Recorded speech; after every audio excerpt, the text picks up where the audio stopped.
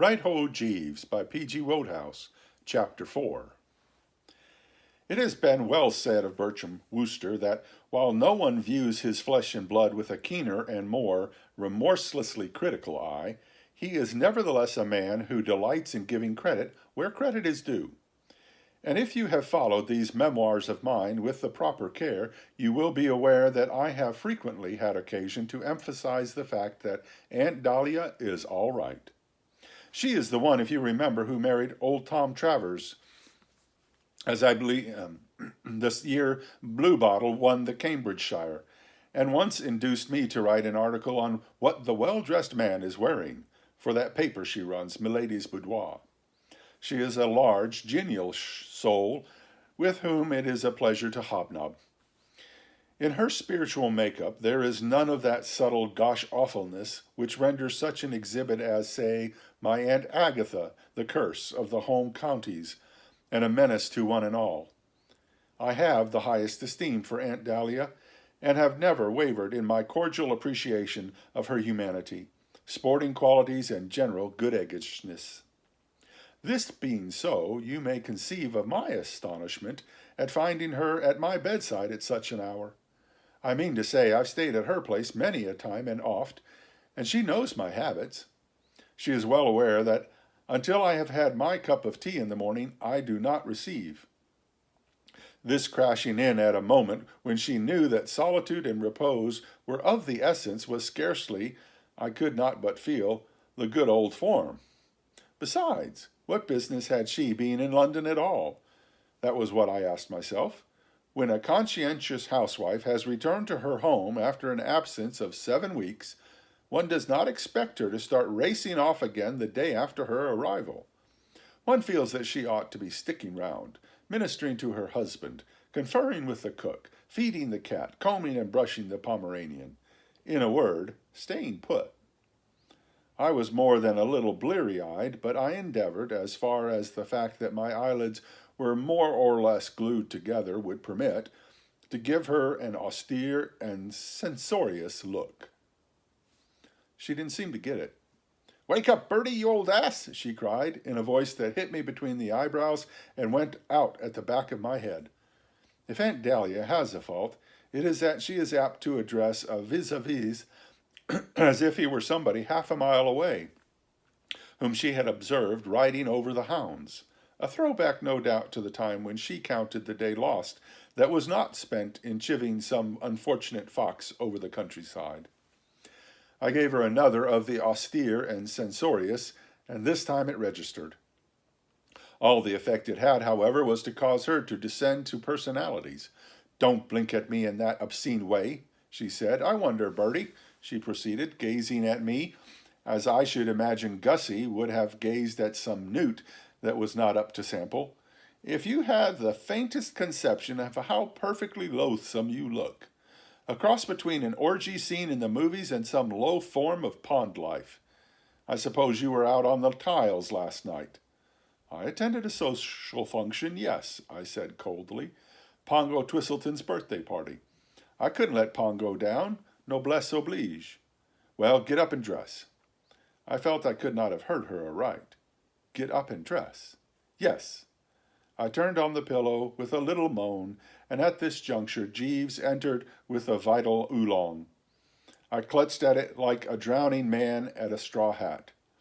A deep sip or two, and I felt, I won't say restored, because a birthday party like Pongo Twistleton's isn't a thing you get restored after with a mere mouthful of tea, but sufficiently the old Bertram to be able to bend the mind on this awful thing which had come upon me. And the more I bent same, the less I could grasp the trend of the scenario. "What is this, Aunt Dahlia?" I inquired. "It looks to me like tea," was her response, "but you know best. You're drinking it." I hadn't been afraid of spilling the healing brew. If I hadn't been afraid of spilling the healing brew, I have little doubt that I should have given an impatient gesture. I know I felt like it. "Not the contents of this cup. All this, your barging in and telling me to get up and dress and all that rot." I barged in, as you call it, because my telegram seemed to produce no effect. And I told you to get up and dress because I want you to get up and dress. I've come to take you back with me. I like your crust, wiring that you would come next year or whatever it was. You're coming now. I have a job for you. But I don't want a job. What you want, my lad, and what you're going to get are two very different things. There's a man's work for you to do at Brinkley Court. Be ready to the last button in 20 minutes. But I can't possibly be ready to any buttons in 20 minutes. I'm feeling awful. She seemed to consider. Yes, she said, I suppose it's only humane to give you a day or two to recover. All right, then, I shall expect you on the 30th at the latest. But dash it, what is all this? How do you mean a job? Why a job? What sort of a job? I'll tell you if you'll only stop talking for a minute. It's quite an easy, pleasant job. You will enjoy it. Have you ever heard of Market Snodsbury Grammar School? Never. It's a grammar school at Market Snodsbury. I told her a little frigidly that I had divined as much. Well, how was I to know that a man with a mind like yours would grasp it so quickly? She protested. All right, then. Market Snodsbury Grammar School is, as you have guessed, the grammar school at Market Snodsbury. I'm one of the governors. You mean one of the governesses. I don't mean one of the governesses. Listen, ass. There was a board of governors at Eton, wasn't there? Very well. So there is at Market Snodsbury Grammar School, and I'm a member of it. And they left the arrangements for the summer prize giving to me. This prize giving takes place on the last or 31st day of this month. Have you got that clear? I took another ounce of the life-saving and inclined my head. Even after a Pongo Twistleton birthday party, I was capable of grasping simple facts like these. I follow you, yes. I see the point you are trying to make, certainly. Market Snodsbury Grammar School Board of Governors prize giving, quite. But what's it got to do with me? You're going to give away the prizes. I goggled. Her words did not appear to make sense. They seemed the mere aimless vaporing of an ant who has been sitting out in the sun without a hat. Me, you. I goggled again. You don't mean me. I mean you in person. I goggled the third time. You're pulling my leg. I am not pulling your leg.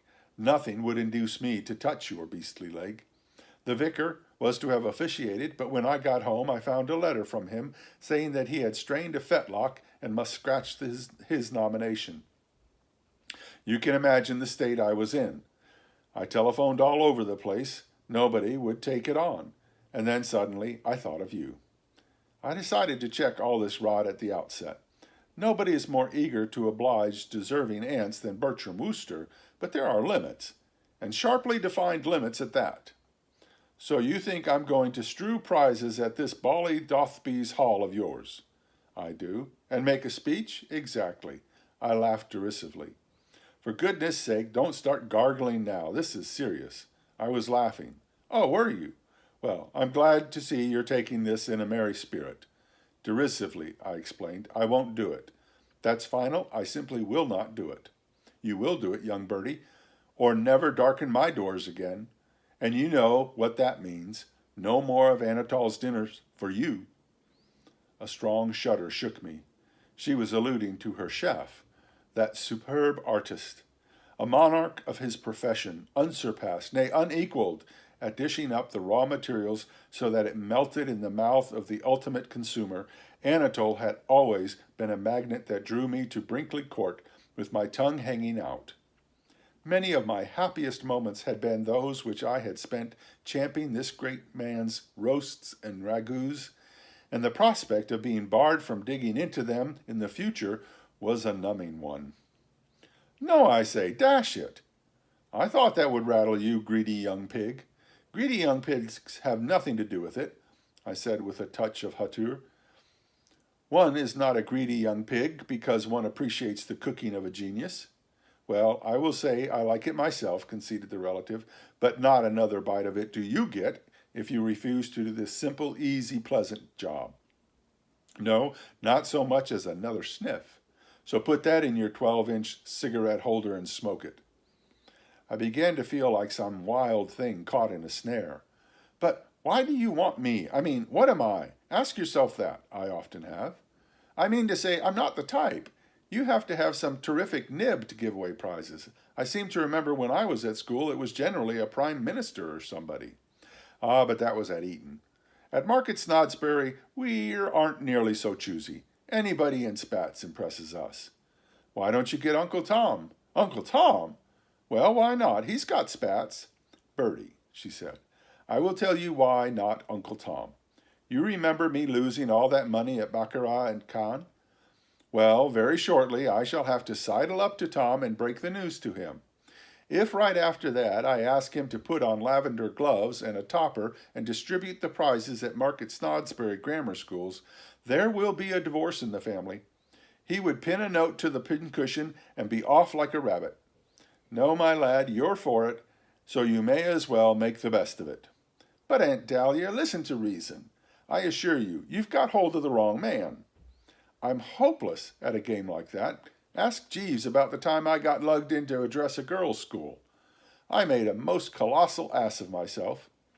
And I confidently anticipate that you will make an equally colossal ass of yourself on the 31st of this month. That's why I want you. The way I look at it is that, as the thing is bound to be a frost anyway, one may as well get a hearty laugh out of it. I shall enjoy seeing you distribute those prizes, Bertie. Well, I won't keep you, as no doubt you want to do your Swedish exercises. I shall expect you in a day or two.